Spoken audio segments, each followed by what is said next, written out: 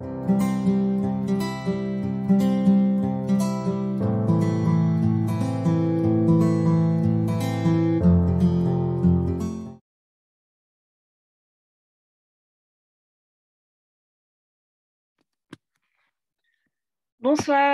bonsoir à tous. Bonsoir. Je suis ravie de vous accueillir pour cette troisième session de talk show autour de la langue indonésienne et des cultures d'Indonésie en France. Euh, pour commencer, je vais m'introduire. Moi, je m'appelle Frédéric Divet, je suis étudiante à l'INALCO en première année, étudiante en licence indo-malais. Et à côté de ça, je participe également aux classes d'indonésiens à l'ambassade d'Indonésie à Paris. Donc, je suis débutante et je découvre la langue indonésienne à travers les enseignements de l'ambassade et de l'INALCO. Donc, c'est pour ça que c'est avec vraiment beaucoup de plaisir que j'accepte l'invitation de Pak Warsito de co-animer ce talk show qui portera sur l'enseignement de la langue indonésienne en France. Donc, on aura les interventions aujourd'hui de Monsieur Jérôme Samuel, qui est professeur à l'INALCO, l'Institut national des langues et des civilisations orientales, et Pak Warsito, qui est attaché pour l'éducation et la culture indonésienne en France. Bonsoir. Bonsoir. Et bienvenue. Bonsoir. Alors, peut-être pour commencer, je vais vous demander de vous présenter peut-être un peu plus. Warsito, peut-être vous pouvez commencer par vous présenter brièvement quel a été votre parcours et quelles sont vos activités aujourd'hui. Bonsoir, merci Frédéric. Bonjour, Pak Jérôme. Bonjour tous les participants qui ont assisté de ce troisième talk show. Je vais essayer de mélanger avec la langue indonésienne parce que cette troisième session de talk show c'est abordé au sujet de la langue indonésienne. Jadi terima kasih dan selamat malam bagi teman-teman yang saat ini yang berada di Indonesia yang hadir dalam mengikuti talk show yang ketiga ini. En fait, en tant qu'attaché pour l'éducation et la culture de l'ambassade d'Indonésie à Paris, en fait, je suis, en fait, mon background, Frédéric, en fait, je suis chercheur ou bien professeur au sujet de l'électronique et microélectronique. Mais en tant qu'attaché pour l'éducation et la culture, je suis également, j'ai le devoir de présenter ou bien faire la relation entre l'Indonésie et la France au sujet de trois axes importants en fait. C'est au sujet de collaboration en éducation, et puis collaboration au sujet de la culture, et puis au sujet de la langue indonésienne. C'est pourquoi, en fait, c'est ça mon devoir. C'est pourquoi la langue indonésienne, et ça devient toujours un sujet important que je dois faire lier ou bien faire collaboration avec la France. D'ailleurs, en fait, avant de mon départ, d'être l'attaché pour l'éducation et la culture, en fait, j'ai reçu comment préparation, comment enseignant de la langue indonésienne, et puis même j'ai assisté également le niveau de en la langue indonésienne, c'est-à-dire qu'on l'appelle UKBI, Uji Kemahiran Berbahasa Indonesia. Et pourtant, si je regarde mon background, ou bien c'était électronique et microélectronique. Voilà, c'est ça en fait, c'est parcours, et c'est pourquoi en fait enseignement de la langue indonésienne ici en France, ça devient un sujet parmi trois sujets que je dois présenter aux communautés ou bien institutions ici en France. Voilà, c'est ça Frédéric. Merci. D'accord, merci. Peut-être vous pouvez, là on a vu les images défiler en arrière-plan. Peut-être vous pouvez présenter un petit peu quelles sont les de l'ambassade. Oui, merci Frédéric. Parce qu'en fait, c'est ça, nous, dans le domaine de présentation de la langue indonésienne pour les Français, qu'on l'appelle BIPA, Bahasa Indonesia bagi penutur asing, on a beaucoup d'activités pour présenter aux Français. d'activités de la classe indonésienne et puis d'activités, par exemple, comme le concours de discours et puis à travers le critique des films et puis à travers également la présentation de la culture en général. Et vous voyez ici que notre classe indonésienne à l'ambassade d'Indonésie, c'était l'année 2019, on a fait présentation, la classe présentielle. Ici, il y a des participants qui assistent la classe indonésienne à l'ambassade d'Indonésie. Mais dans la deuxième année, les 2 dernières années, on a présenté la langue indonésienne, c'est en ligne. C'est grâce à Covid d'ailleurs, on a présenté la langue indonésienne en ligne. Voilà. C'est ça dans cette image. D'accord, merci.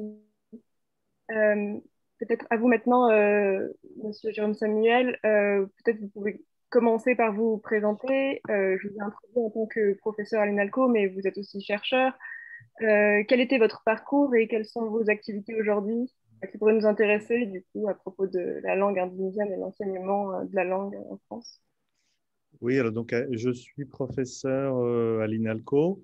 C'est un des métiers que j'exerce aujourd'hui parce que, comme vous l'avez sous-entendu, quand on est enseignant-chercheur à l'université, professeur ou maître de conférence, en réalité, on exerce des activités qui sont très, très différentes. Donc l'enseignement, de la recherche et puis des activités de nature administrative. Et en matière d'enseignement également, on est amené à enseigner des choses extrêmement différentes. Et donc moi, j'enseigne plus particulièrement l'indonésien et la grammaire indonésienne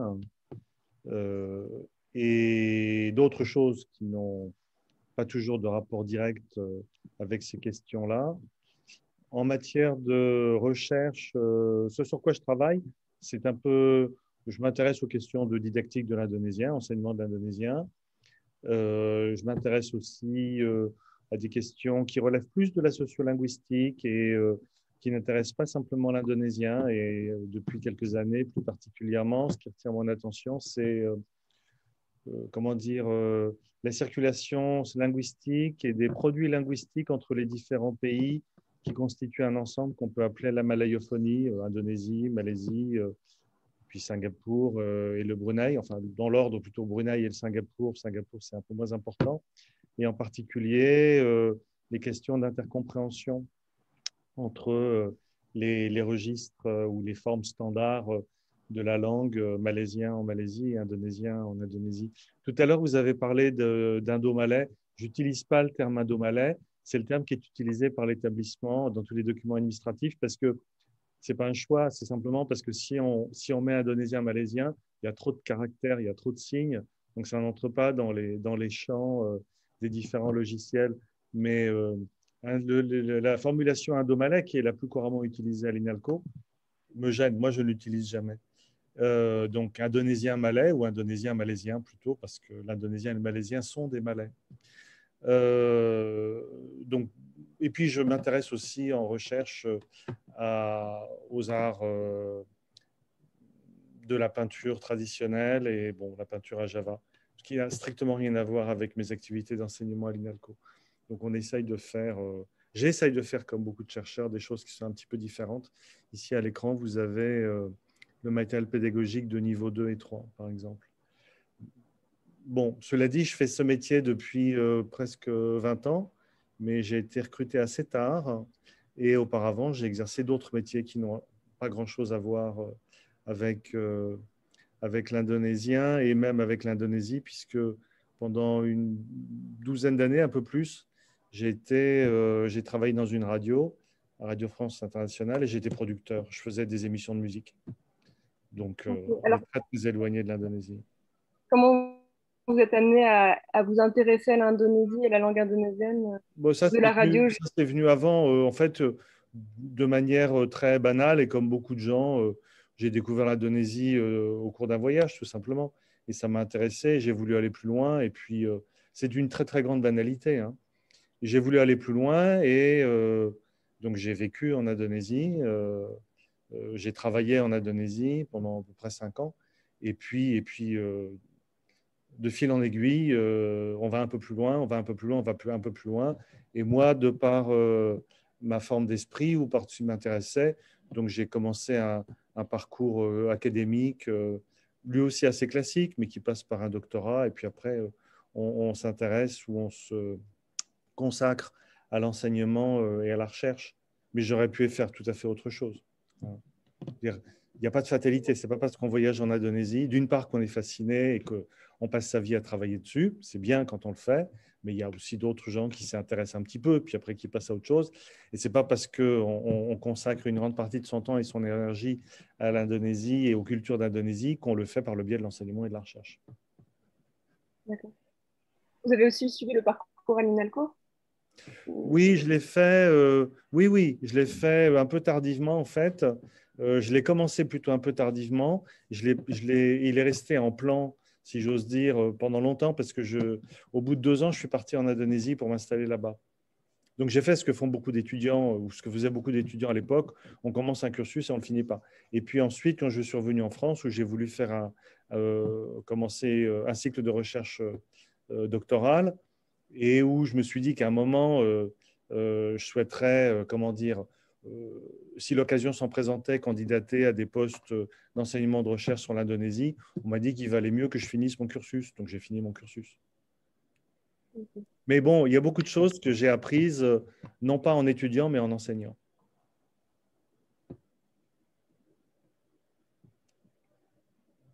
Du coup, vous travaillez dans des cadres très différents, à l'ambassade, Monsieur Samuel à l'INALCO.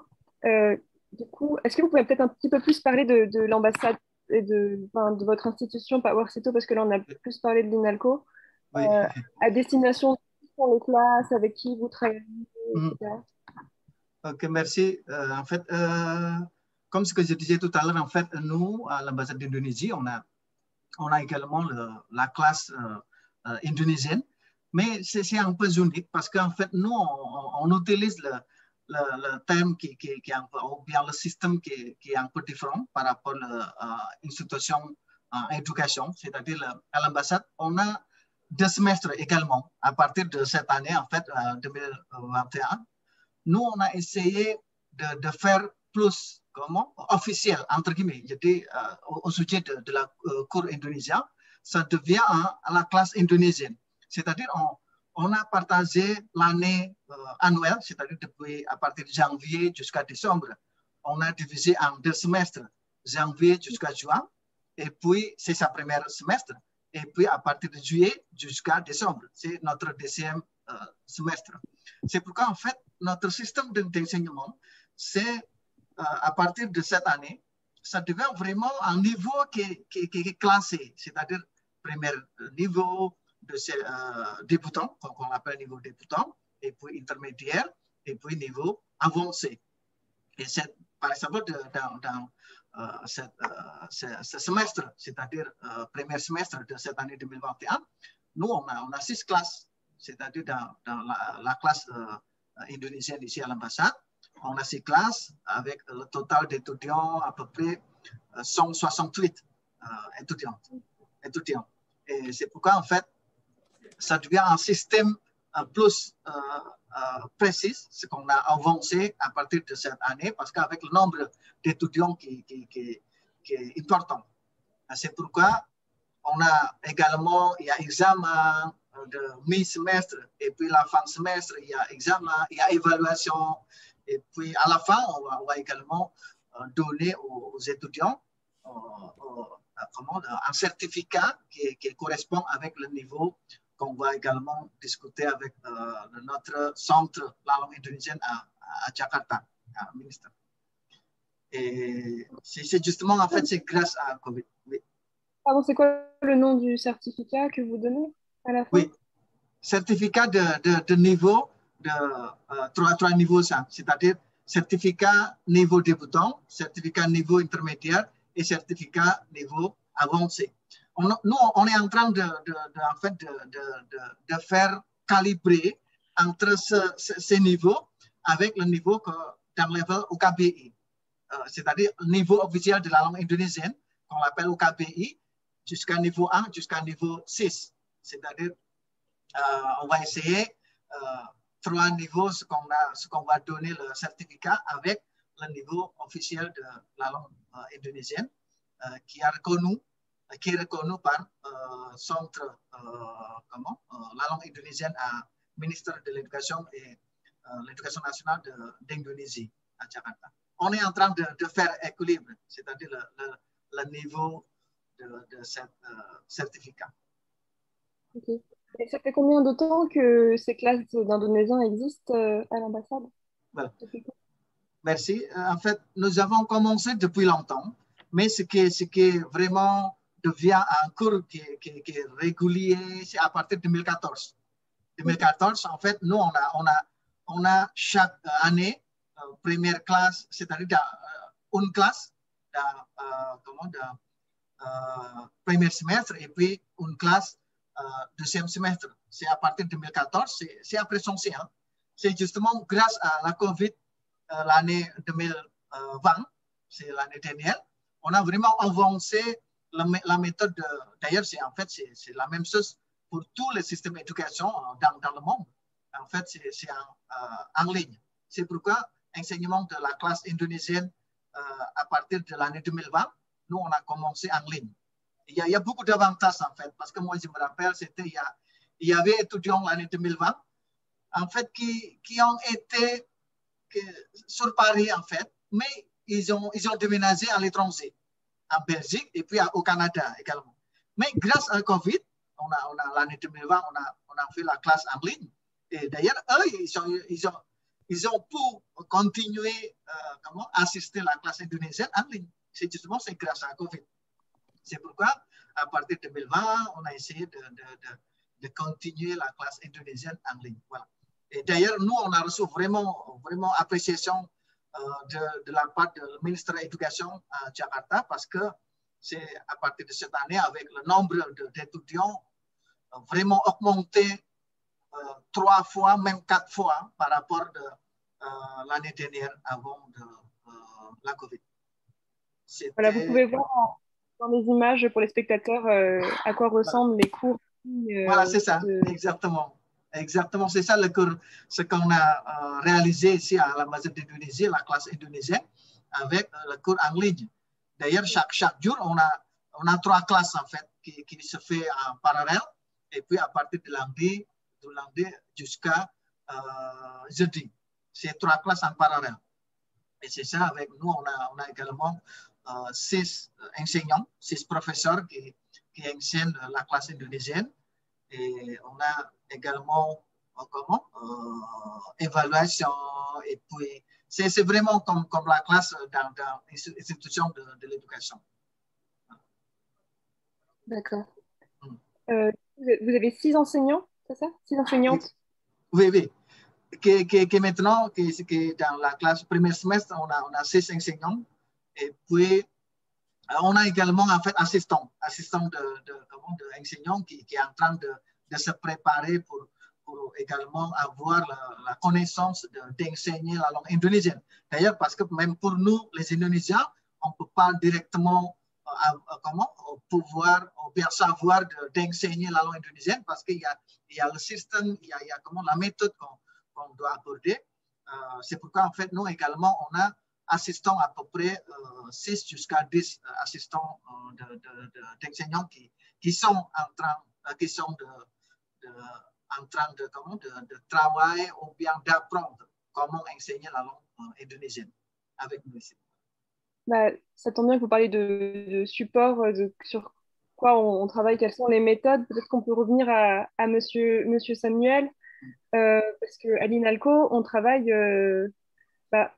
sur un manuel, mais avant, je voulais vous poser une question. Je voulais savoir depuis quand existait l'enseignement de l'indonésien à l'INALCO.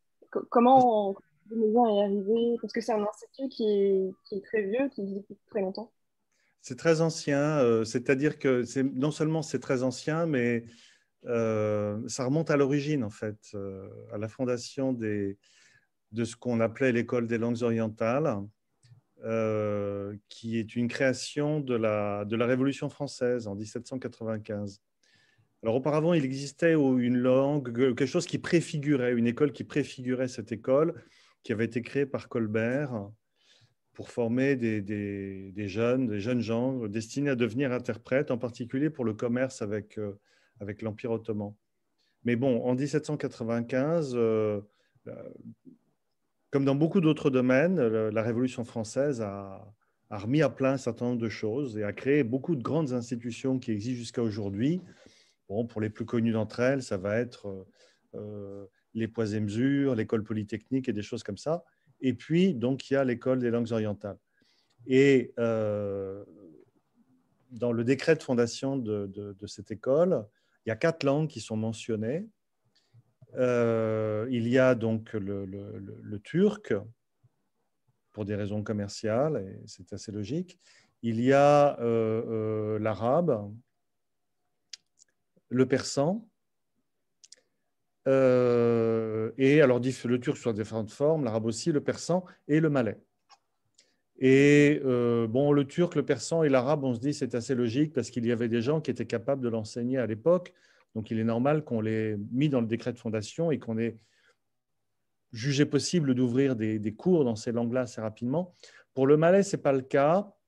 Et en fait, il semblerait qu'il y a eu une confusion un peu de la part de la personne qui a proposé de mettre le malais dans cette liste parce que le malais était noté avec l'alphabet arabico-malais et c'était proposé par une personne qui souhaitait enseigner le persan et qui a pensé qu'il pouvait prétendre parler malais et on pouvait ajouter le malais, que ça renforcerait sa candidature pour diriger l'école à sa fondation.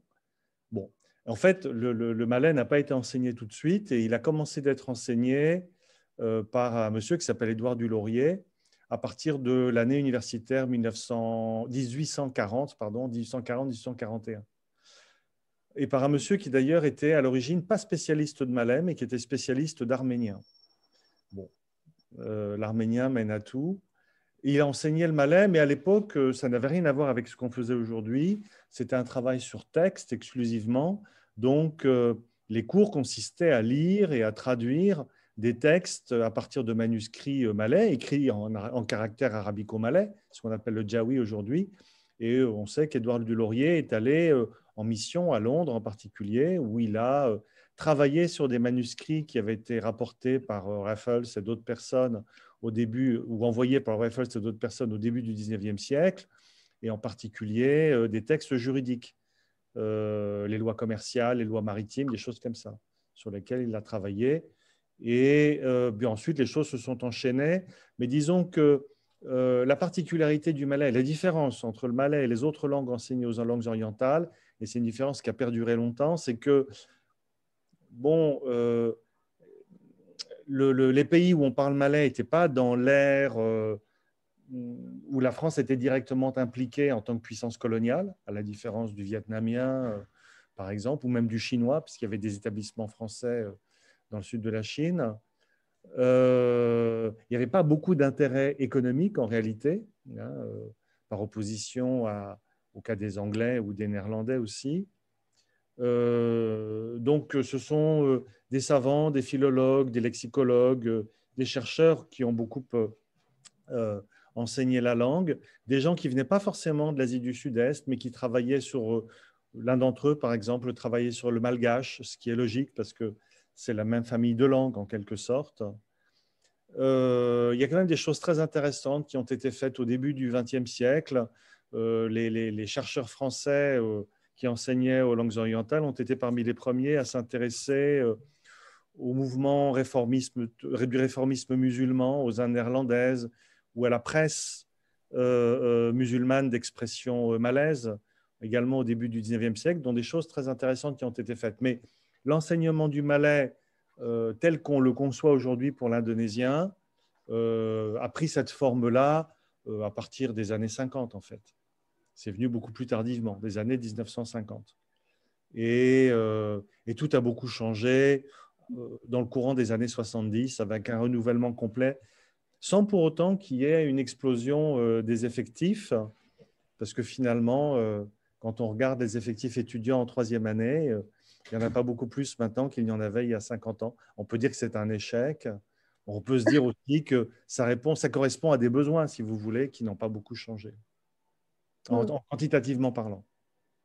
D'accord.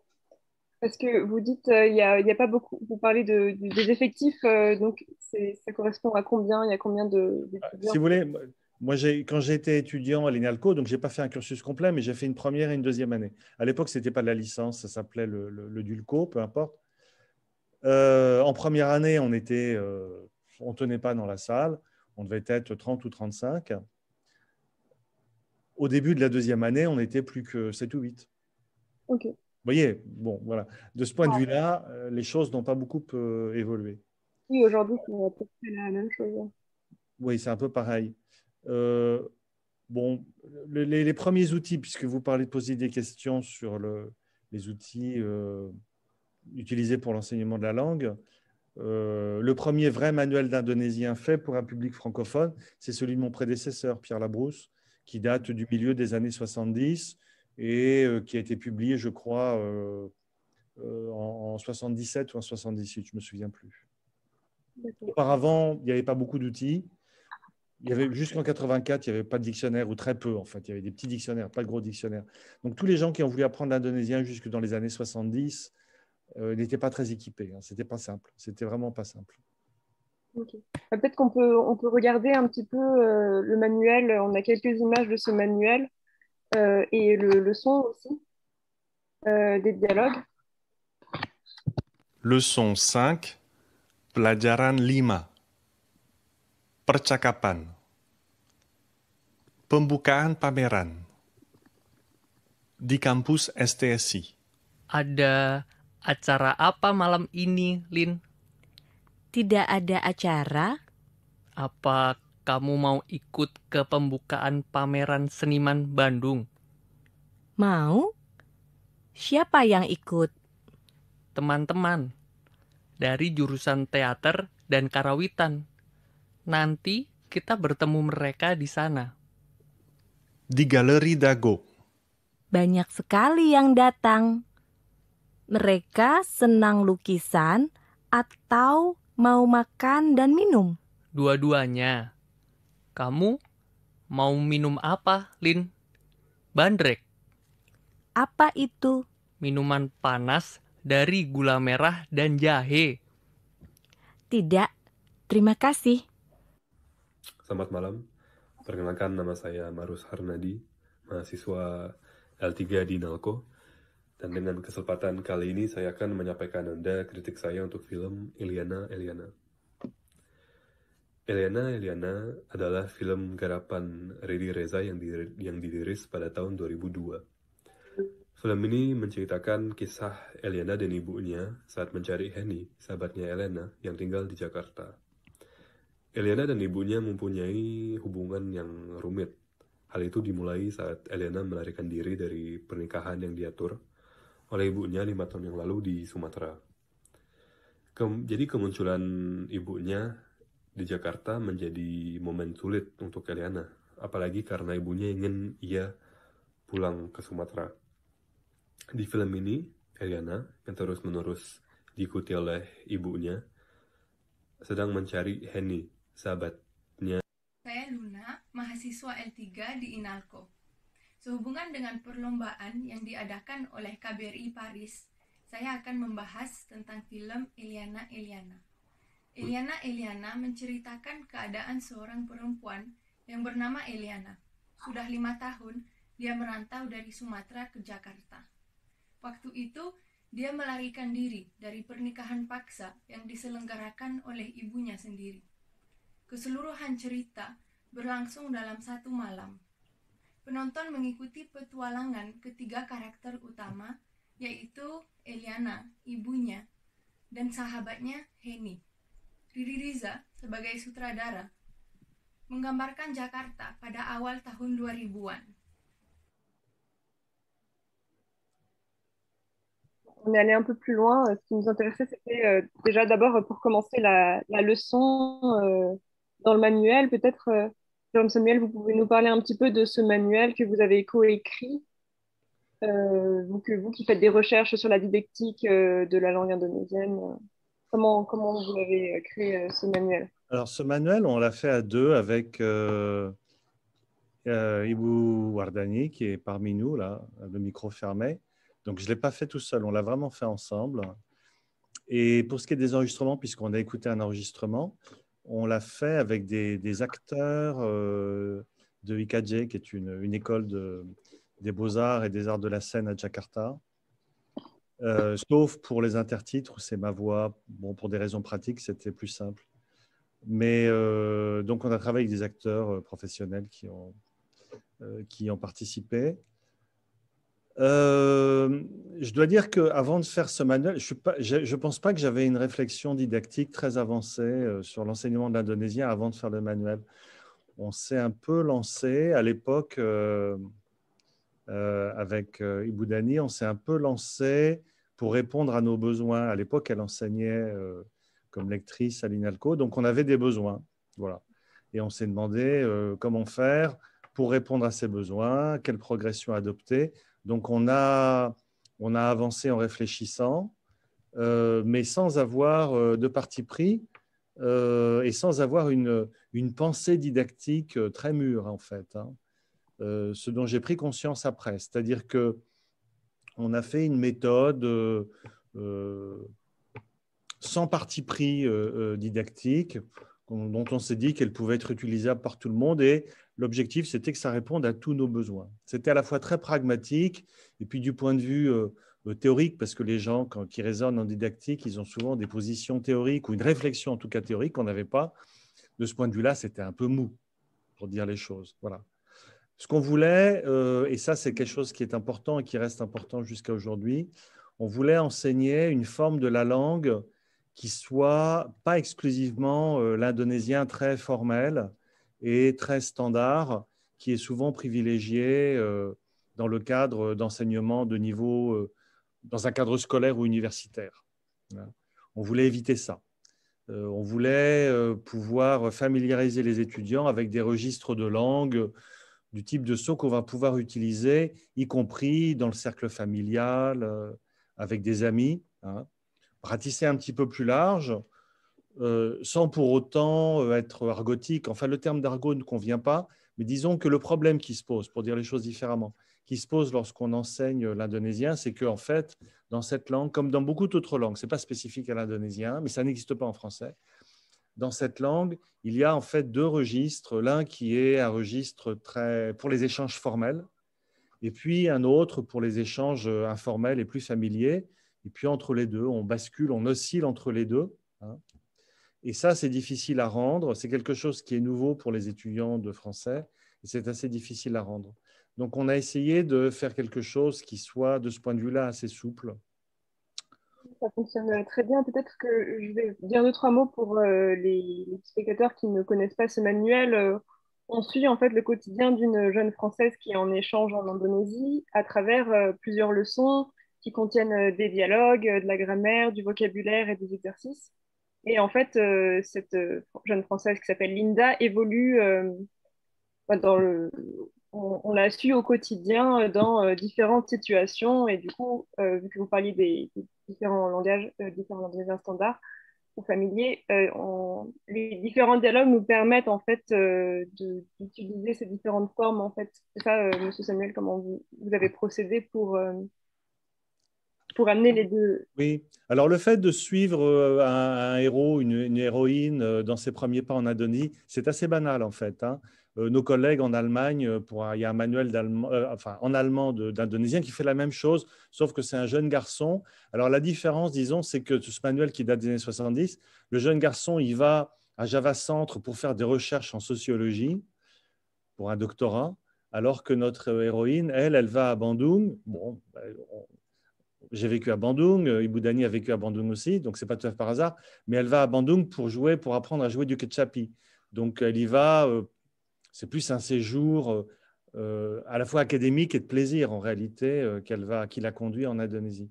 Mais bon, cette approche-là, elle est tout à fait classique, mais elle était en contraste avec celle du manuel qui était utilisé avant par mon prédécesseur, Pierre Labrousse, où là, c'est le produit de son temps également, c'était l'histoire d'une famille d'expatriés français installés à Jakarta, le monsieur travaillant dans l'industrie pétrolière. Vous voyez ? Donc, on était tout à fait dans le cadre, un environnement des années 70 qui, au début des 2000, quand on a fait le manuel, c'était plus du tout envisageable. Bon, après, il y a d'autres manuels, hein, il y en a beaucoup d'autres, surtout en anglais. Tout type de manuel pour des scolaires, pour des enfants d'école secondaire, pour des adultes, toutes sortes de choses. Et la particularité de celui-ci, je ne sais pas, c'est peut-être un peu l'accent pour des registres pas très, très standards, mais sans plus que ça. Peut-être le poids des éléments de nature grammaticale. Alors ça, j'ai un tropisme de ma part, mais je ne pense pas que ce manuel, mis à part l'utilisation intensive de la couleur et de l'illustration, ça nous distingue, c'est radicalement différent des autres manuels qui sont un peu radins, ils font que du noir et blanc et puis il n'y a pas beaucoup d'illustrations. Je crois qu'on est à peu près dans la moyenne de ce qui existe à destination du public anglophone ou germanophone ou néerlandophone. Oui, moi, je trouve qu'il est mené vraiment de façon très intelligente et qui nous donne beaucoup de plaisir à apprendre la langue indonésienne parce que cette histoire de Linda, elle est touchante. On retrouve de la poésie, on retrouve de l'humour, un peu d'amour même. Et ça, c'est très agréable. Mais du coup, oui, c'est le dilemme des étudiants. C'est la question des étudiants de deuxième année quand on arrive au terme du premier volume. Généralement, ils sont déçus parce que l'histoire s'arrête. Ils demandent mais qu'est-ce qui se passe avec Linda et son amoureux? Qu'est-ce qui va se passer? Alors bon, imaginez ce que vous voulez. Hein.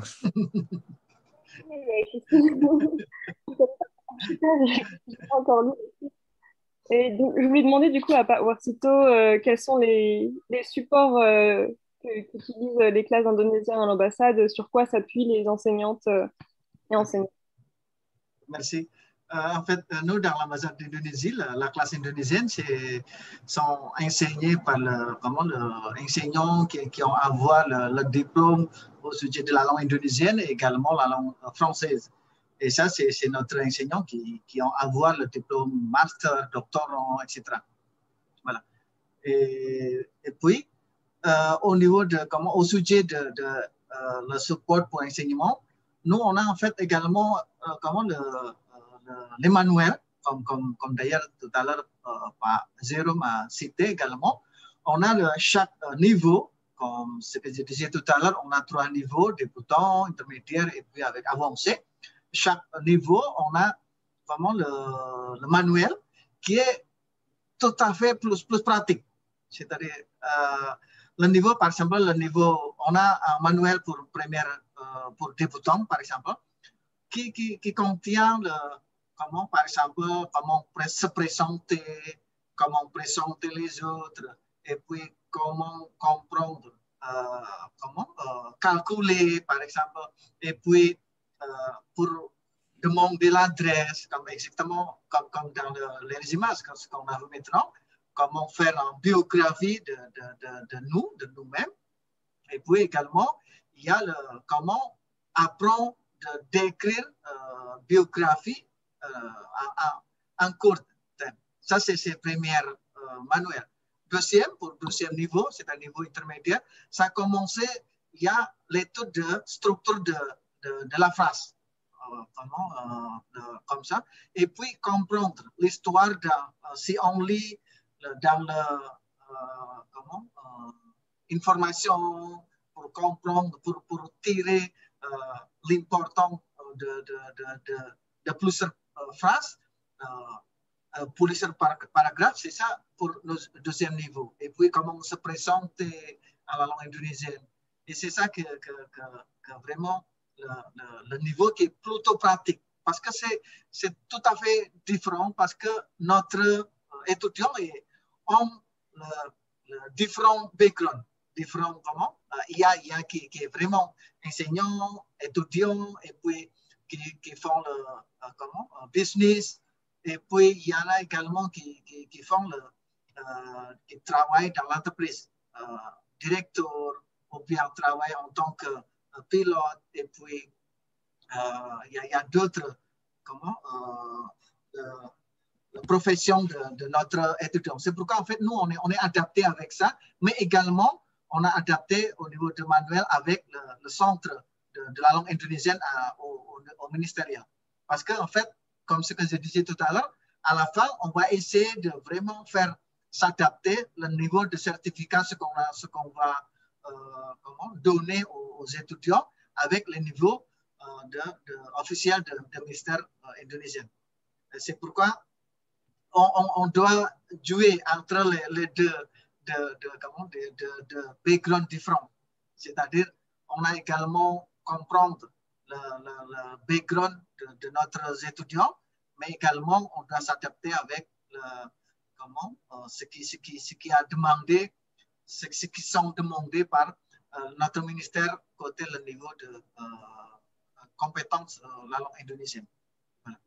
Et c'est ça notre manuel dans l'enseignement de la classe indonésienne à l'ambassade d'Indonésie. Ok. Parce que du coup, c'est vrai que j'ai assisté à 2 niveaux dans cette classe. J'ai fait intermédiaire et puis avancé. Et ce qui était assez agréable, c'était que les enseignantes utilisaient des textes de l'actualité. Voilà.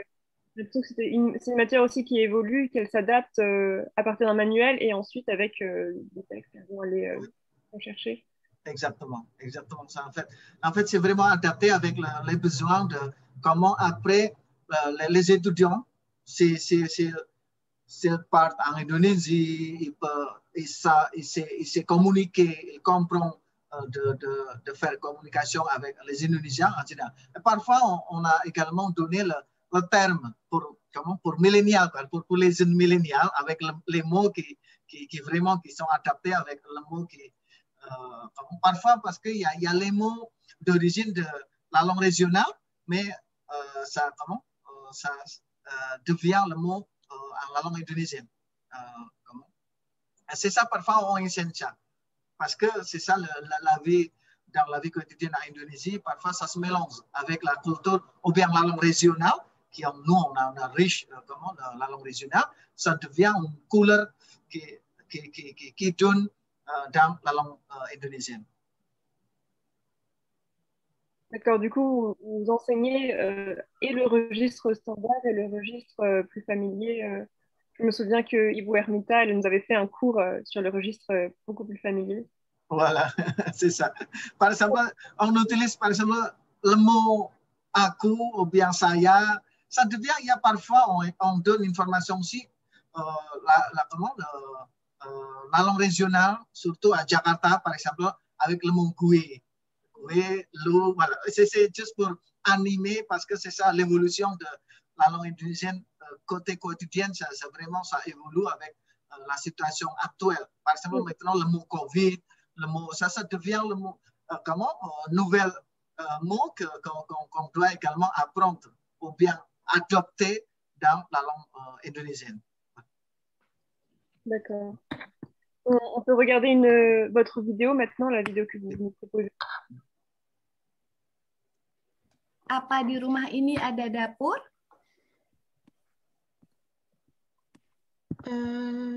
Ya.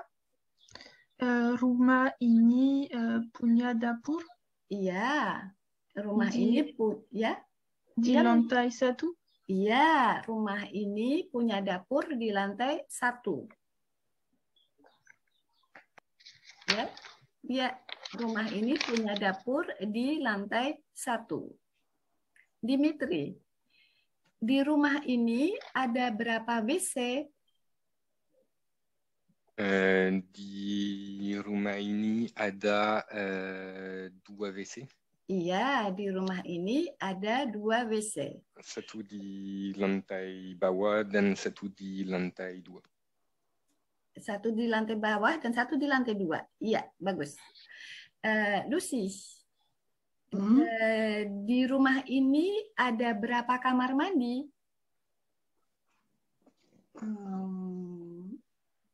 Ada 1 kamar mandi. Di rumah ini ada 1 kamar mandi.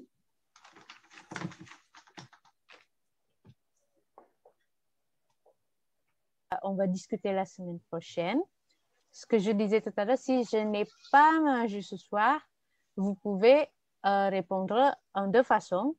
Saya belum makan malam ini, ou saya tidak makan malam ini. C'est possible, mais ça indique différentes choses.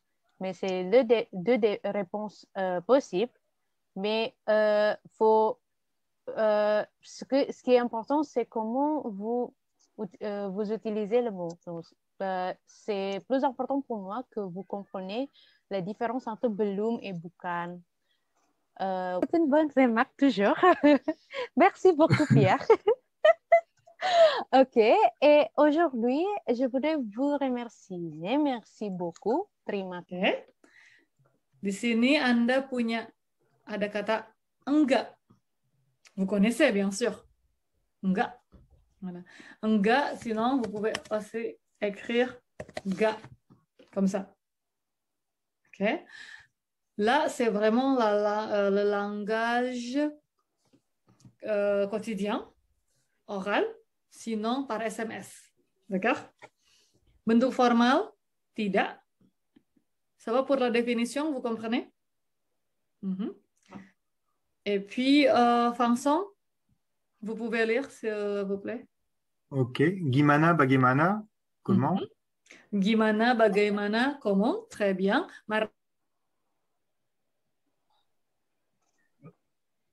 C'est sympa. C'est les cours en ligne, du coup. C'est vrai que les classes sont très, très différentes, très diverses par rapport aux classes de l'INALCO où on a à peu près le même âge, on se situe entre 19 et 30 ans. Là, on voit qu'il y a un peu tous les âges. Et du coup, je me demandais quelles étaient les motivations de ces participants, pourquoi ils et elles ont décidé d'apprendre l'indonésien. En général, est-ce qu'il y a des profils qui... C'est quoi leur motivation? Merci. Juste pour ajouter l'information, en fait, comme ce qu'on vient de voir tout à l'heure, en fait, c'est l'exemple d'enseignement de la classe indonésienne à l'ambassade d'Indonésie au niveau de intermédiaire. Comme on a vu exactement, c'est plutôt pratique, en fait. D'ailleurs, derrière, à la fin, c'est exemple, comment montrer avec langage quotidien, avec la langue, le mot officiel, par exemple. Ça, c'est vraiment ce qu'on a utilisé, enseignement de la classe indonésienne à l'ambassade. On revient à votre question, en fait, c'est comment la motivation de nos étudiants ici à l'ambassade qui dans la classe, c'est plutôt, en fait, il y a plusieurs motivations. Il y a première, les motivations, c'est grâce à leur profession. Il y en a qui sont étudiants au sujet de littéraire, et puis il y en a qui les étudiants au sujet de politique, sciences politiques internationales, par exemple, relations internationales. Il y a également, c'est à peu près 30% de nos étudiants, c'est ça, ici à l'ambassade d'Indonésie, c'est ça, la raison de professionnel. Et puis, deuxième, il y a également la raison familiale ou bien amitié. Parce qu'il y a les familles indonésiennes qui sont se marient avec la famille française. Et puis, leurs enfants vont avoir la difficulté. C'est pourquoi il y a motivation ça, il y a également motivation familiale. On se marie entre l'Indonésienne et puis avec le Français ou bien au contraire. Ça, c'est deuxième, à peu près, il y a 10% de ça. Mais quand même, il y a d'autres activités qui sont vraiment diverses, c'est-à-dire les Français qui ont d'activités privées, c'est-à-dire travailler en entreprise et puis avec business ou bien ils ont avoir l'intention de faire relation avec l'Indonésie côté de commercial, c'est-à-dire export, import. Il y en a aussi qui ont motivation ça. C'est pourquoi vraiment le cours la classe indonésienne ici à l'ambassade doit s'adapter avec leurs besoins sans faire oublier également côté séance littéraire de la langue indonésienne officielle, c'est-à-dire avec la structure. Ça, c'est toujours enseigné dans la classe indonésienne à l'ambassade. C'est pourquoi moi, je souhaite tous aux étudiants de toujours assister ou bien rejoindre la classe indonésienne jusqu'à la fin, c'est-à-dire jusqu'à un niveau avancé. Parce que si seulement vous assistez au niveau débutant, surtout, peut-être vous parlez indonésien et vous pensez que vous savez déjà parler indonésien, mais en fait, c'est par langage, c'est-à-dire quotidien. Peut-être si vous assistez officiellement à la langue indonésienne, vous n'avez pas à voir le résultat qui est vraiment au même niveau médium. Bien. Parce qu'en fait, parfois, au début, on pense que la langue indonésienne, c'est facile. Oui, c'est ça, il y a l'avantage ça. Mais en fait, il y a toujours la difficulté ou bien la connaissance, compétence qu'on doit avoir. C'est vraiment, on travaille au sujet de littéraire la langue indonésienne. Ça, on va trouver, c'est au niveau de avancé. Voilà. C'est ça. Merci. Merci. Et vous, Monsieur Samuel, est-ce que vous avez remarqué vous avez demandé quelles étaient les motivations des étudiants et étudiantes à l'INALCO? Est-ce qu'il y a des profils qui reviennent? Oui, alors ce qui est intéressant là, il y a plusieurs choses qui sont très intéressantes dans ce qu'on a vu, puis dans ce qu'a expliqué Pawarcito. Indépendamment du contenu de la langue, je suis assez d'accord sur beaucoup de choses avec ce qu'il a expliqué. Je suis pas sûr je pense qu'on procède de manière assez semblable d'une certaine façon, mais les cours à l'ambassade sont probablement plus décontractés parce que les enjeux ne sont pas les mêmes, si vous voulez. Mais pour ce qui est du public, je dirais qu'avec ces cours, finalement, l'ambassade récupère une partie des étudiants qui autrefois venaient à l'INALCO, mais qui ne viennent plus depuis plusieurs années. Et je pense que la raison principale, c'est la mise en place du système licence, master, doctorat. Si vous voulez, jusque dans le milieu des années 2000, donc ou même la fin des années 2000, on avait grosso modo parmi nos étudiants un tiers de grands débutants pour des raisons qui leur étaient propres. On ne savait pas pourquoi ils venaient faire de l'indonésien, eux-mêmes peut-être pas toujours, mais enfin bon, des gens qui ils avaient fait un voyage, vous avez un copain ou une copine originaire d'Indonésie, et donc voilà. Ou quelquefois, par stratégie de formation, on se disait, voilà, je vais faire l'indonésien. On avait un tiers de retraités qui avaient vécu en Indonésie ou qui avaient voyagé longtemps en Indonésie, et donc des gens qui avaient, quand je dis retraités ou proches de la retraite, enfin des gens qui avaient autour de 60, 70 ans, voire plus. Et puis on avait un tiers, c'est approximatif, hein, de gens qui étaient issus de couples mixtes, des familles franco-indonésiennes, donc c'est exactement ce qu'expliquait Pawarcito à l'instant. Et puis, avec la mise en place de la réforme, donc qui date maintenant d'il y a 15 ans, hein, licence, master, doctorat, LMD, avec la mise en place également de procédures d'inscription, alors ce qu'on appelle maintenant Parcoursup, qui portait un autre nom autrefois, eh bien, finalement, l'éventail ou l'éventail en termes de figures, de profils, si vous voulez, de nos étudiants, c'est très, très nettement resserré. Et maintenant, de plus en plus, on a des étudiants qui sortent du secondaire, qui sortent du bac. Alors, ce n'est pas votre cas, ce n'est pas le cas de tout le monde, mais on a de plus en plus des gens qui entrent chez nous après avoir fait un cycle d'études secondaires. On a encore des gens qui sont dans des établissements en cours de master et qui ont envie d'étudier l'indonésien dans le cadre de leur master, mais ceux-là sont assez peu nombreux. Et donc, du point de vue des profils,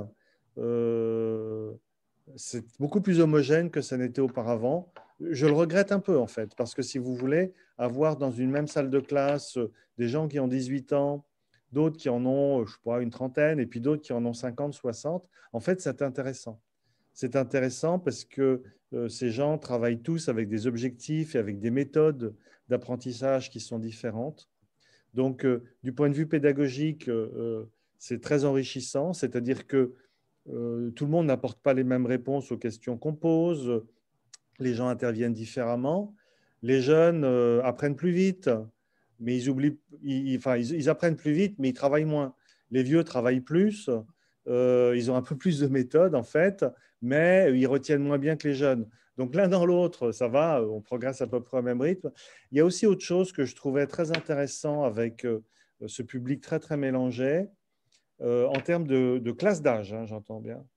C'était aussi un apprentissage de la tolérance. C'est-à-dire que avoir à apprendre, à étudier avec quelqu'un qui n'appartient pas du tout à son cercle d'amis et pas du tout aux gens qu'on fréquente parce qu'il y a 30 ou 40 ans de différence entre vous et lui ou elle, c'est aussi, ça impose aussi d'apprendre à travailler, à fréquenter d'une manière un peu différente. Chacun a des choses intéressantes à apporter et ça, c'était enrichissant. Alors ça a disparu. C'est une conséquence de la réforme. C'est dommage, mais enfin bon, c'est comme ça, hein. Et puis, en fait, cette variété, elle est restée, ou plutôt elle s'est développée dans le cadre des cours qui sont proposés par l'ambassade. Et je pense que c'est une très bonne chose parce qu'en fait, là, je vais répondre à une question que vous n'avez pas posée, mais qui est celle du rapport entre les formations qui sont proposées dans le cadre universitaire de l'INALCO et puis les formations qui sont proposées par l'ambassade d'Indonésie. Et à mon avis, elles sont complémentaires. Elles sont complémentaires en termes de contenu, puis en termes d'objectifs. C'est-à-dire que moi, je vois bien que c'est l'intérêt de nos étudiants que d'aller aussi suivre des cours de l'ambassade parce que ça va faire un renforcement en quelque sorte. Et donc, ils vont pouvoir compléter ce qu'ils acquièrent chez nous et faire en fait plus de langues. Et ça ne peut que leur être utile. Et puis, par ailleurs, il y a des gens qui découvrent l'indonésien dans les cours de l'ambassade et puis qui, au bout de quelques mois ou au bout d'un an, vont se dire qu'ils vont peut-être essayer de valoriser ou de faire fructifier ce qu'ils ont appris à l'ambassade dans le cadre d'un cursus universitaire. Et à ce moment-là, on les verra venir chez nous. Donc, on propose des choses différentes, pas complètement différentes, mais dans des atmosphères et dans des environnements assez différents et qui sont complémentaires. Mais de ce point de vue-là, ça ressemble beaucoup à la coopération, à ce qu'on voit entre les universités indonésiennes et les centres culturels français en Indonésie, autour du français langue étrangère. Au fond, c'est pareil. Donc, vous avez les étudiants, je ne sais pas moi, de français de Ouagné ou bien de Gadjah à Jogja, qui vont suivre des cours de français à l'Institut français au LIP, le Magallanes Prancis, idem à Bandung ou à Jakarta. Et ça profite à tout le monde. Les deux structures s'enrichissent et les étudiants en profitent aussi. Donc, c'est bien. Avec l'avantage immense, je crois, c'est que la formation proposée par l'ambassade est gratuite, si je ne me trompe pas, alors que les cours de français proposés dans les instituts français ne sont pas gratuits du tout. Oui, excusez-moi, juste pour ajouter l'expérience de Pak Jérôme, en fait, exactement, nous également, on a appris vraiment plusieurs avantages en fait, avec comme profession qui est différente, avec l'âge qui est vraiment étalé entre jeunes jusqu'à plus de 60 ans. Et puis, avec profession, il y a des artistes, il y a des enseignants, étudiants, et puis techniciens, il y a, entre guillemets, il y a retraités, il y a plusieurs, ça devient vraiment une méthode d'enseignement vraiment intéressant d'être, faire une recherche. D'ailleurs, je vous propose, les étudiants qui apprennent la langue indonésienne à INALCO, de faire une recherche sur notre classe indonésienne à l'ambassade, Jérôme. Ça va être vraiment intéressant parce qu'il y a une méthode qu'on doit vraiment... D'ailleurs, je profite également, je félicite tous les enseignants à la classe indonésienne à l'ambassade parce qu'avec la diversité, motivation, l'âge, et puis complètement différent. Mais c'est vraiment intéressant. Voilà, c'est ça. Merci. Ce qu'on peut souligner à propos des enseignants, oui. Je pense qu'il faut le dire, c'est que beaucoup d'entre eux ou d'entre elles, parce que c'est quand même très féminin, ont enseigné dans les deux cadres, ont enseigné à l'INALCO et enseignent à l'ambassade, vice-versa. Donc, voilà, je suppose, il faudrait leur demander, mais je suppose que leur pédagogie n'est pas complètement différente dans les deux environnements, quoi. C'est extrêmement complémentaire. Exactement. Je confirme du coup en tant qu'étudiante dans les deux cadres, les fonctions sont complémentaires. Et du coup, c'est très intéressant de vous entendre l'un et l'autre, d'avoir votre regard et votre expérience sur ces deux enseignements. Et je me demandais, il n'y a pas d'autres établissements qui qui donne des enseignements de langue indonésienne en France? Alors pour les établissements universitaires, hein, si, bien sûr, pas beaucoup, hein, mais il y a un cursus de licence langue étrangère appliquée qui est proposé à La Rochelle, avec des enseignants indonésiens également. Et on voit arriver de temps en temps au niveau master des étudiants qui sont passés par cette licence à La Rochelle. Il y a également, plus anciens d'ailleurs, moins que l'INALCO, mais plus anciens que La Rochelle, une formation d'indonésien qui est proposée dans la faculté des commerces internationaux, je crois, ou des relations internationales de l'Université du Havre. C'est associé également à la Chambre de commerce et d'industrie du Havre, mais à ma connaissance, c'est au niveau master. Alors peut-être que les choses ont changé depuis. Et puis, il y a le projet qui se met en place qui se mettra en place, qui sera formalisé peut-être un jour, de formation également d'Indonésiens à l'université Aix-Marseille. Alors, je ne sais plus quel est son nom maintenant avec les évolutions, mais donc là, il y a aussi du besoin. Ce n'est pas beaucoup, en fait. En fait, c'est très, très peu. Bon, à ça, on peut ajouter des cours qui sont proposés pour les étudiants de Sciences Po, etc. Mais en fait, c'est très, très peu. Et il faut comparer avec ce qui existe en Allemagne. Et bon, l'Allemagne, c'est un pays très décentralisé, donc il y a de grandes universités un peu partout. Mais en Allemagne, si vous voulez, vous avez un cursus d'indonésien à Berlin, à Francfort, à Cologne, à Hambourg. Et même, c'est un endroit assez improbable, à Passau. Alors, je ne sais pas si vous savez où se trouve Passau. C'est une petite ville qui se trouve dans le sud-est de la Bavière, une petite ville frontalière. Et là, il y a également des enseignements d'indonésien. Donc, de ce point de vue-là, l'Allemagne est beaucoup mieux, je ne sais plus si j'ai mentionné Berlin, oui, est beaucoup mieux dotée que la France.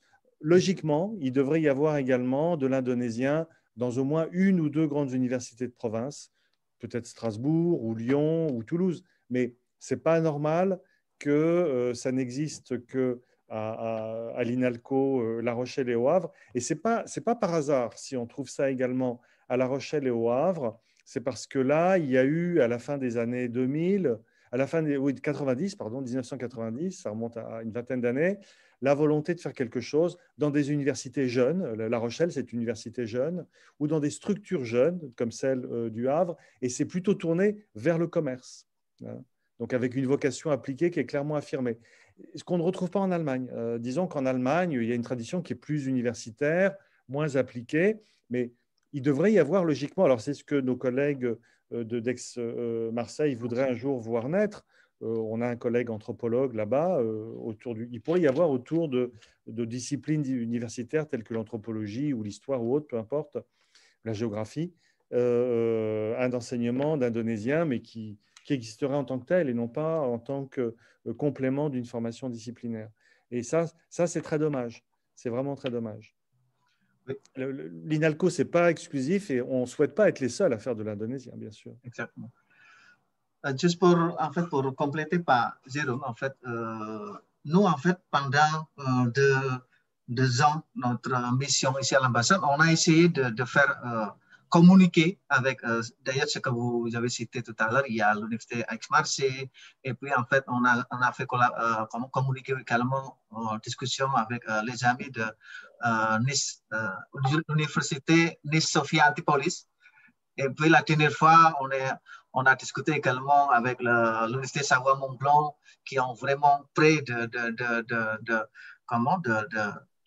réaliser une classe indonésienne dans la prochaine année. C'est-à-dire, on va essayer de commencer l'année prochaine à partir de la classe. C'est pas encore adopté côté officiel structure enseignement, mais on va essayer parce que il y a beaucoup d'étudiants chaque année qui s'intéressent avec Indonésie. C'est pourquoi avant de vraiment mettre dans une classe officielle dans le programme d'études, on va essayer de présenter en régulier dans la classe indonésienne dans cette université. C'est comme ce que j'ai cité tout à l'heure. Par exemple, il y a l'université Savoie-Mont-Blanc. qu'on a vraiment discuté à peu près jusqu'à présent, 75%, on va essayer de réaliser dans l'année qui suit pour la classe indonésienne là-bas. Et pour cela, on va toujours essayer d'avancer, comme ce que Jérôme citait, par exemple, notre discussion avec représentants de l'Université Aix-Provence, Aix-Marseille, et puis avec l'Université de Nice-Sophia Antipolis. Voilà. C'est ça pour ajouter l'explication de Jérôme. Oui, du coup, il y a quand même beaucoup de projets futurs sur l'indonésien. On a encore un peu Oui.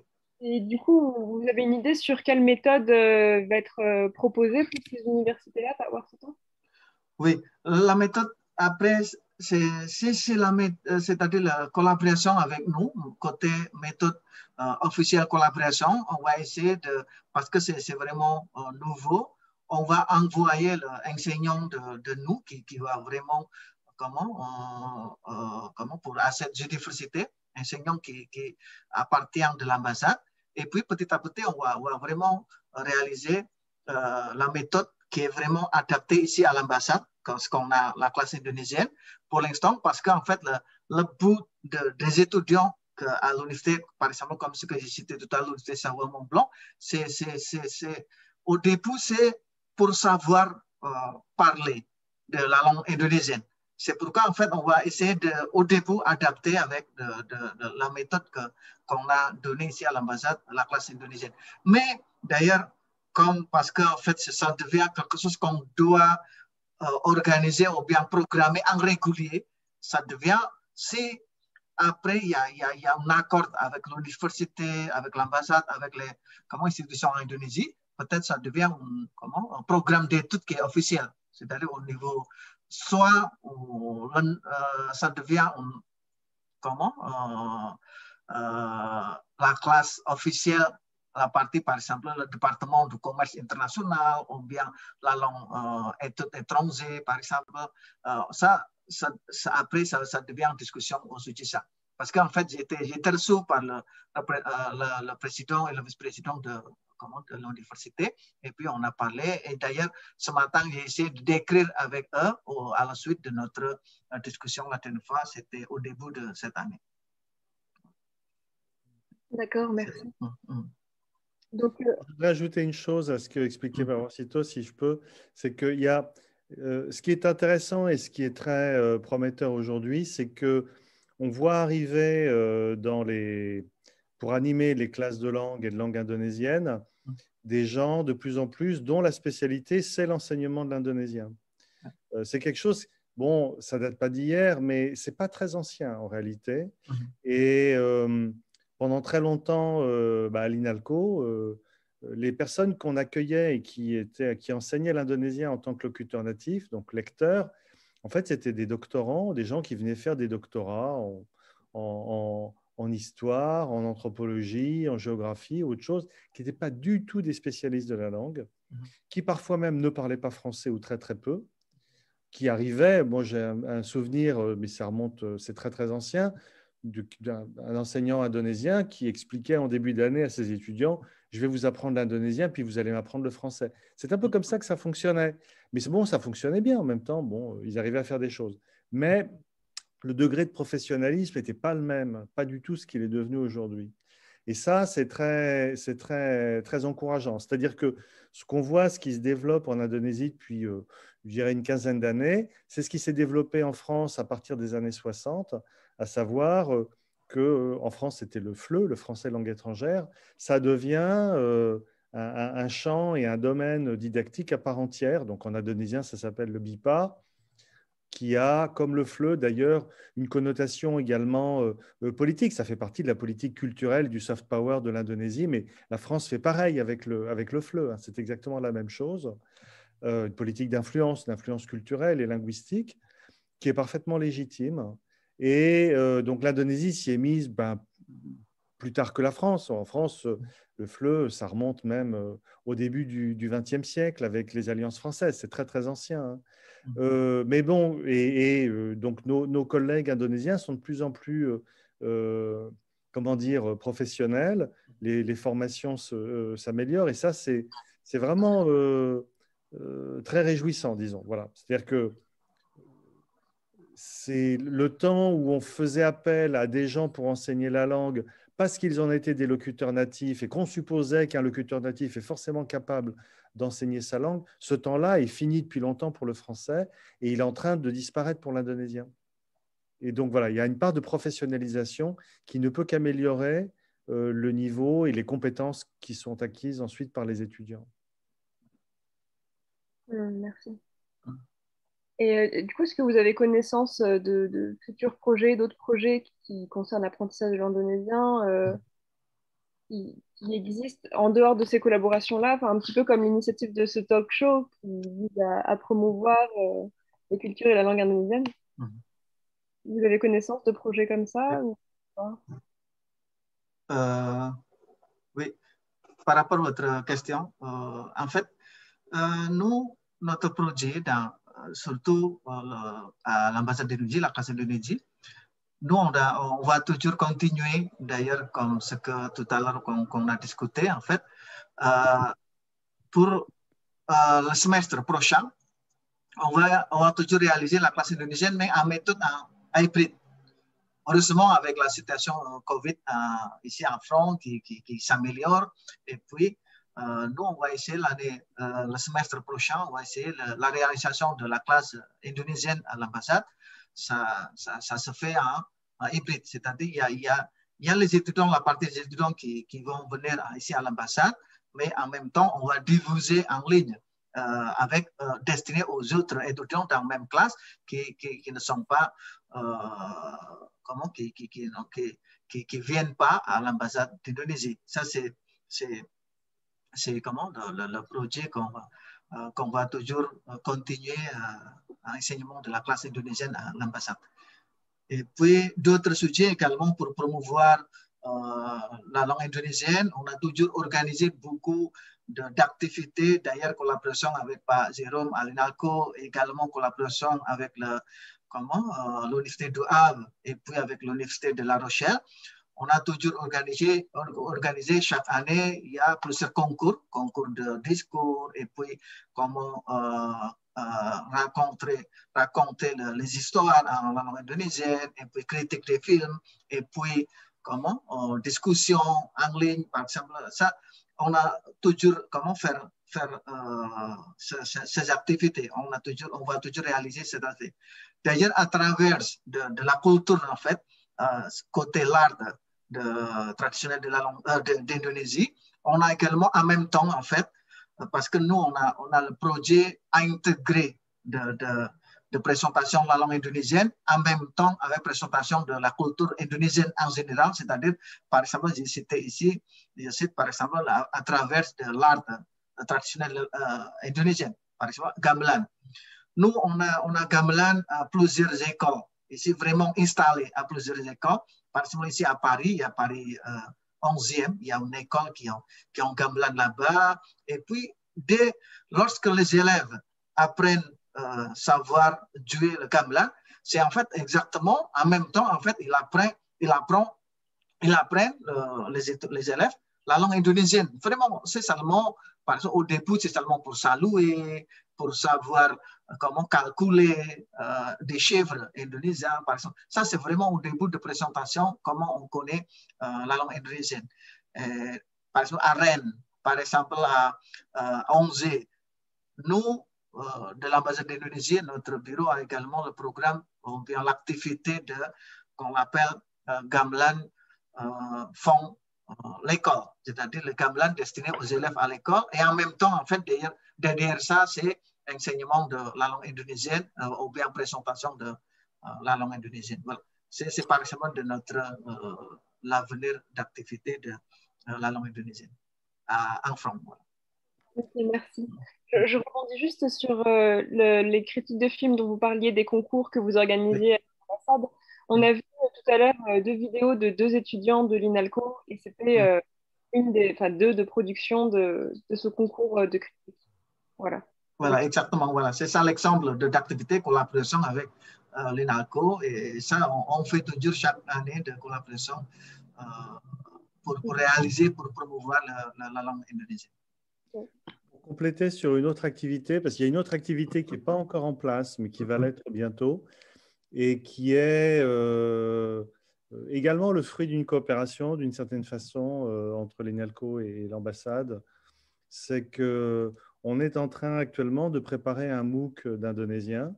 Alors, quand je dis on, en fait, l'auteur principal de ce MOOC, c'est Ryan, Mas Ryan, qui est enseignant chez nous.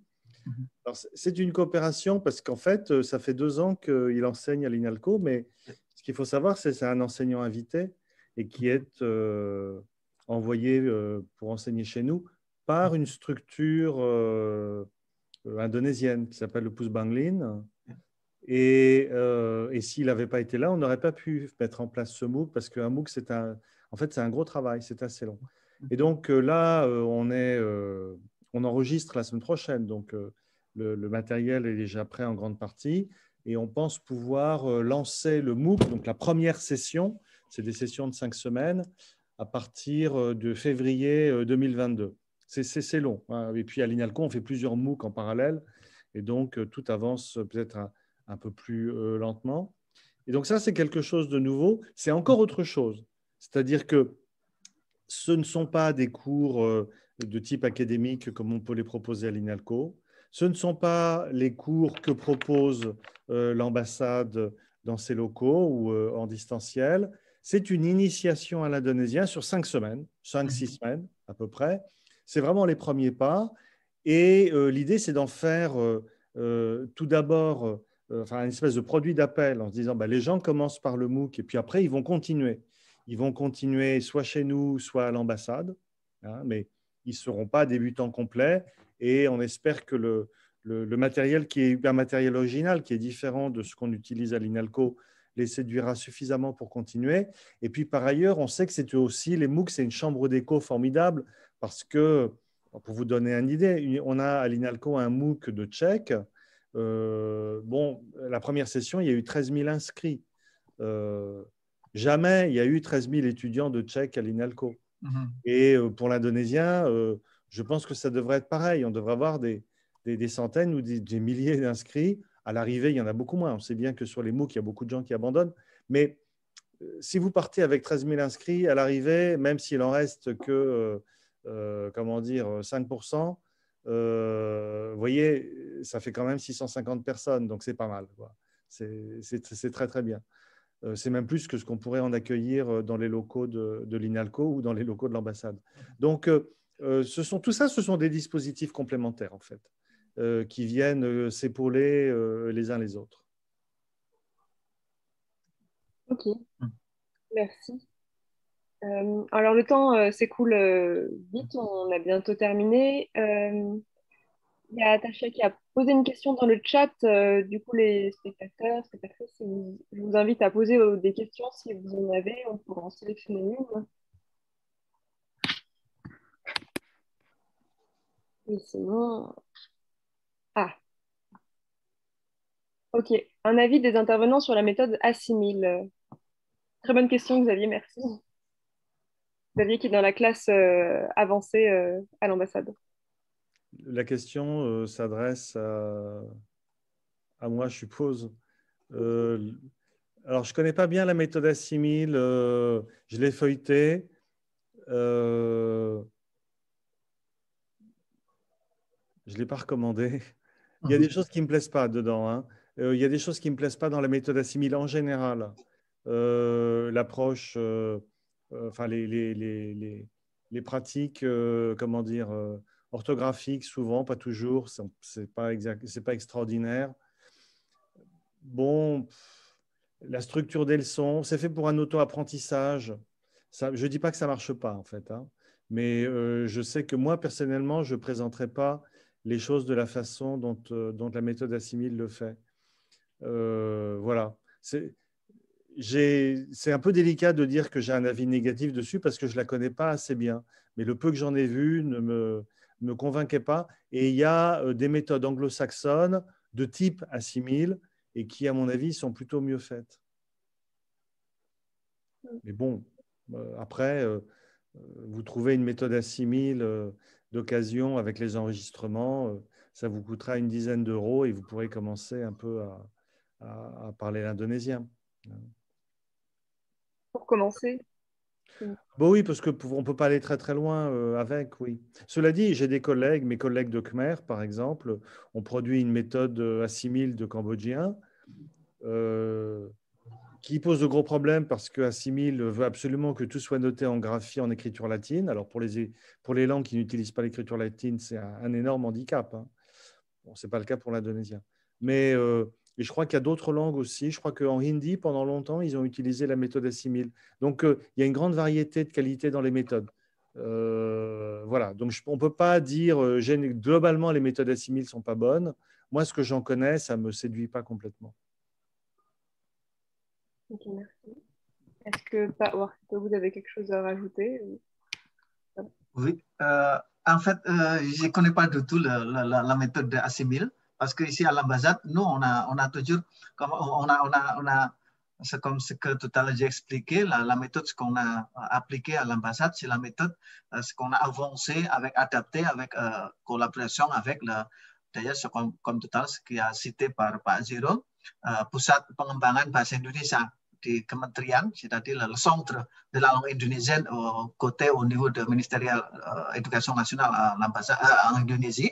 C'est pourquoi vraiment la méthode officiellement qui a été reconnue par la Pusat Bahasa Indonesia. Dan nous, moi, je fais toujours relation avec eux chaque semestre ou bien même avant semestre, je vais en rapport au sujet, les étudiants, la méthode et puis avec des matériels qu'on va enseigner aux étudiants. On a toujours fait la communication avec le centre, la langue indonésienne à Jakarta. Si je peux ajouter quelque chose, les méthodes en auto-apprentissage, c'est compliqué. C'est compliqué, c'est pas facile, ça demande beaucoup d'efforts de la part de l'apprenant. Et toutes les méthodes ne se prêtent pas à un auto-apprentissage. La méthode que j'ai faite avec Ibu Dani et dont vous avez montré quelques pages, elle n'est pas adaptée pour l'auto-apprentissage. Pas vraiment, hein, où il faut vraiment des efforts très importants. Mais je pense que les méthodes en auto-apprentissage, bon, il y a les choses qui sont très sommaires, qui sont des guides de conversation que les gens continueront peut-être d'utiliser quand ils sont en voyage, quand on pourra à nouveau voyager en Indonésie, le plus tôt possible, j'espère. Mais surtout, ce qui va les concurrencer, ce sont des méthodes en ligne, les MOOC. Si vous suivez un MOOC d'une langue, pour guider vos premiers pas dans cette langue, il n'y a pas vraiment de raison d'utiliser une méthode d'auto-apprentissage au niveau débutant. Parce que le MOOC, vous êtes libre de l'utiliser, de vous mettre en ligne et travailler quand vous voulez. Il y a une grande souplesse. Il faut que vous en fassiez un petit peu tous les jours. Mais Assimil, c'est aussi ça. C'est 5-10 minutes tous les jours, de toute façon. Et puis, avec un MOOC, l'avantage, tant qu'ils sont gratuits, hein, c'est que vous avez un interlocuteur. Vous avez un interlocuteur qui va venir vous corriger. Et puis, vous avez un forum de discussion. Et sur le forum, il y a tous les apprenants qui communiquent et qui peuvent s'aider et se soutenir les uns les autres. Tandis que l'auto-apprentissage avec un bouquin en papier, on est seul chez soi. Enfin, et des cassettes ou des fichiers audio, on est seul chez soi. Et donc, le MOOC permet de pallier cette solitude et de proposer un véritable encadrement aux apprenants. D'accord. Merci. On termine le talk show. On va clore ce talk show. Peut-être je vais juste dire un petit mot. J'en profite qu'on soit ensemble, qui est Monsieur Samuel, pour vous annoncer la projection de films indonésiens à l'INALCO le 29 juin à 18 h. Peut-être que plus tard, on pourra vous envoyer un mail de diffusion. Vous pourrez vous inscrire avec toutes les informations. Oui, vous voulez dire un truc, monsieur Samuel? Non, c'est bon. Non. Pardon, on va prendre la parole. Du coup, je vous remercie de votre présence ce soir à tous et à toutes. Merci, Warfito, monsieur Samuel, de nous avoir consacré du temps pour répondre à ces questions. C'est vraiment très intéressant et très enrichissant d'avoir votre regard sur ces enseignements-là. J'espère que cette discussion vous a tous plu. qu'elle vous donne aussi envie d'aller plus loin pour les... Je sais qu'il y a des étudiants de l'INALCO qui sont là, et dans l'autre sens, peut-être d'aller voir un peu l'INALCO ou d'aller voir à l'ambassade. J'y passe parce que c'est deux enseignements, comme on l'a dit, qui sont plutôt complémentaires. Et je vous invite aussi à suivre les prochaines sessions de talk show, puisque c'est un rendez-vous mensuel, et de regarder aussi les sessions précédentes. Voilà. Je remercie aussi Tasha pour tout son travail de l'organisation de ce talk show, pour son écoute et sa gentillesse. Sampai jumpa lagi. Terima kasih. Selamat malam. Terima kasih. Sampai jumpa. Terima kasih.